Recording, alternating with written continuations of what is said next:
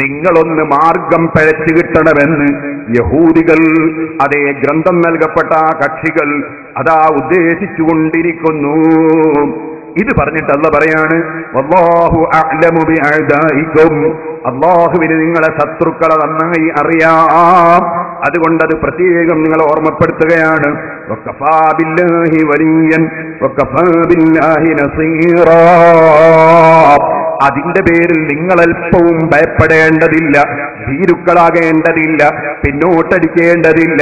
അല്ലാഹു നിങ്ങളെ സംരക്ഷിക്കാൻ മതിയായവനാണ്, അല്ലാഹു നിങ്ങളെ സഹായിക്കാൻ മതിയായവനാണ്. എന്നാൽ ഈ യഹൂദികളുടെ പരിപാടി എന്താണ്? മിനല്ലദീന ഹാദു യുഹർരിഫൂനൽ കലിമ അൻ മവാദിഇഹി. ഗ്രന്ഥങ്ങളിൽ, അല്ലാഹു ഇറക്കിയ ഗ്രന്ഥങ്ങളിലുള്ള വാചകങ്ങൾ അതിന്റെ ഉദ്ദേശാർത്ഥത്തിൽ നിന്ന് അതിനെ മറിച്ചു കളയുക, ഉദ്ദേശാർത്ഥം ദുർവ്യാഖ്യാനം ചെയ്തും അതിനെ അതാ ദുഷിച്ച നിലയ്ക്ക് വ്യാഖ്യാനിച്ചും വിശദീകരിച്ചും അവരതാ തിരിമറി നടത്തിക്കൊണ്ടിരിക്കുന്നു. വയഖൂലൂന സമിഅനാ വഅസൈനാ. അവരെ പരിപാടി എങ്ങനെയാണെന്നറിയോ?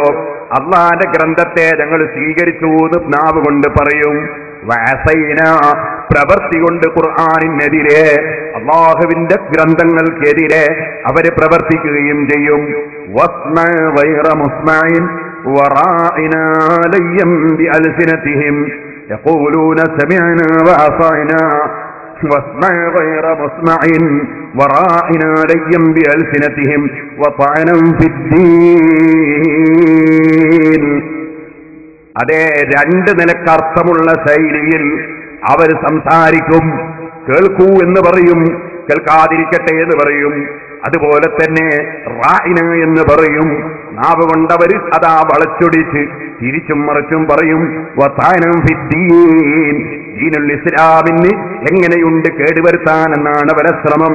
വലൗ അന്നഹും ഖാലൂ സമിഅനാ വഅതഅനാ. അതേ സമയത്ത് അവരെങ്ങാനും അതാ അല്ലാഹുവിന്റെ ഗ്രന്ഥങ്ങളിലുള്ളത് ശരിക്കും ശ്രദ്ധിച്ച് മനസ്സിലാക്കിയിട്ട് അതനുസരിച്ചവർ ജീവിക്കുകയാണെങ്കിൽ, വസ്മഅ വൻദുർനാ, നബിയേ ഞങ്ങളെ കേൾക്കണേ, ഞങ്ങളെ സ്വീകരിക്കണേ, വൻദുർനാ ഞങ്ങളെ ഗൗനിക്കണേ എന്ന് നബിയോട് അവർ അപേക്ഷ സമർപ്പിച്ചിരുന്നുവെങ്കിൽ ലകാന ഖൈറൻ ലഹും, അവർക്കത് ഖൈറാകുമായിരുന്നു. പക്ഷേ നബിയെ ആദരിച്ച് ബഹുമാനിച്ച് നബിയോട് ഞങ്ങളെ ഗൗനിക്കണേ, ഞങ്ങളെ പരിഗണിക്കണേ, ഞങ്ങളെ ശ്രദ്ധിക്കണേ, അവിടുത്തെ തിരുനോട്ടമുണ്ടാകണേ എന്ന് നബിയോട് ആദരപൂർവം പറയാൻ അവർ തയ്യാറാകൂല. അവരങ്ങനെ പറയാൻ തയ്യാറാവുകയാണെങ്കിൽ വളരെ നന്നായിരുന്നേനെ. വഅഖ്വം, അത് ഏറ്റവും ശരിയായ മാർഗമായിരുന്നേനെ. വലാകിൻ ലഅനഹുമുല്ലാഹു ബികുഫ്രിഹിം ഫലാ യുഅ്മിനൂന ഇല്ലാ ഖലീലാ. പക്ഷേ അവരെ മനസ്സിൽ വിശ്വാസമില്ലാത്തത് കൊണ്ട് അവരെ അല്ലാഹു അവന്റെ റഹ്മത്തിൽ നിന്ന് ദൂരീകരിച്ചു പോയി. അതുകൊണ്ട് അവരിൽ വളരെ ചുരുങ്ങിയ ആളുകളല്ലാതെ വിശ്വസിച്ച് നന്നാകൂല നബിയേ. യഹൂദികളെ സംബന്ധിച്ച് പറഞ്ഞ ഈ വാചകം, സഹോദരന്മാരെ, യഹൂദികളെ ചാണിന് ചാണായി മുഴത്തിന് മുഴമായി പിന്തുടരുന്നൊരു കക്ഷികൾ ഖിയാമത്തിനോടനുബന്ധിച്ച് വരുമെന്ന് നബി സല്ലല്ലാഹു അലൈഹി വസല്ലം പറഞ്ഞിട്ടുണ്ട്. ഈ സ്വഭാവമെല്ലാം അതേ അവരെ പിന്തുടരുന്ന കക്ഷികൾക്കും കാണാവുന്നതാണ്. അതുകൊണ്ട് തന്നെ നമുക്ക് പിഴവ് സംഭവിക്കാതിരിക്കണമെങ്കിൽ യഹൂദികളുടെ ആഗ്രഹം വയുരീദൂന അൻ തദില്ലു സബീൽ, നിങ്ങളൊന്ന് വഴിപിഴച്ച് കാണണമെന്നാണ്. ഈ വഴിപിഴവില്ലാതിരിക്കണമെങ്കിൽ നമുക്കെന്താണ് മാർഗം? ഇതിനെ സംബന്ധിച്ചാണ് ഞാൻ ഇന്ന് പ്രസംഗം നടത്തുന്നത്. എന്റെ മുസ്ലിമീങ്ങൾ ശരിക്കും ശ്രദ്ധിക്കണം. അഷ്റഫുൽ ഖൽഖ് സല്ലല്ലാഹു അലൈഹി വസല്ലം 23 കൊല്ലത്തെ സംഭവബഹുലമായ ദീനീ പ്രവർത്തനം നടത്തി ഹജ്ജത്തുൽ വദാഇൽ നിന്ന് പ്രസംഗിച്ചു കൊണ്ടിരിക്കുമ്പോൾ അവിടുന്ന് പറഞ്ഞു, തറക്തു ഫീകും അംറൈനി ലൻ തദില്ലു മാ തമസ്സക്തും ബിഹിമാ കിതാബുല്ലാഹി വസുന്നത്തു റസൂലിഹി. ഓ സഹാബികളെ, തറക്തു ഫീകും, നിങ്ങളിൽ ഞാൻ കൈയൊഴിച്ചു പോകുന്നു, അംറൈനി, രണ്ട് കാര്യം. നിങ്ങളിൽ ഞാൻ കൈയൊഴിച്ചു പോകുന്നു, രണ്ട് കാര്യം. വളരെ അർത്ഥവത്താണ് അവിടുത്തെ വാചകം. കാരണം 30 ജുസ് ഉള്ള ഒരു മുസഹഫ്, ഖുർആൻ 30 ഒന്നായി എഴുതി ക്രോഡീകരിച്ച് അന്ന് നബി സല്ലല്ലാഹു അലൈഹി വസല്ലം സഹാബികളുടെ കയ്യിൽ കൊടുത്തിട്ടില്ല. നബി സല്ലല്ലാഹു അലൈഹി വസല്ലം തങ്ങൾ പഠിപ്പിച്ച ഖുർആൻ എവിടെയാ ഉള്ളത്? നബി സല്ലല്ലാഹു അലൈഹി വസല്ലം തങ്ങളുടെ ചര്യ എവിടെയാണുള്ളത്? അവിടുന്ന് പറയുന്നത് തറക്തു ഫീകും, നിങ്ങളിൽ ഞാൻ കൈയൊഴിച്ചു പോകുന്നു. അത് രണ്ടും സഹാബികളിലാണുള്ളത്. അംറൈനി, രണ്ട് കാര്യം.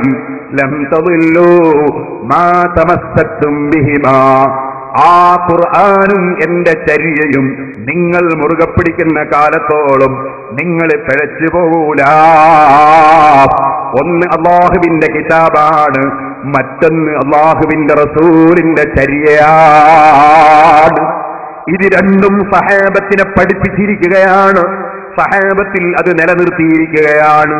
ഇനി ആർക്ക് ഖുർആൻ ഗ്രഹിക്കണോ, ആർക്ക് നബിയുടെ സുന്നത്ത് മനസ്സിലാക്കണോ, സഹാബത്തിനെ അവലംബിക്കണം.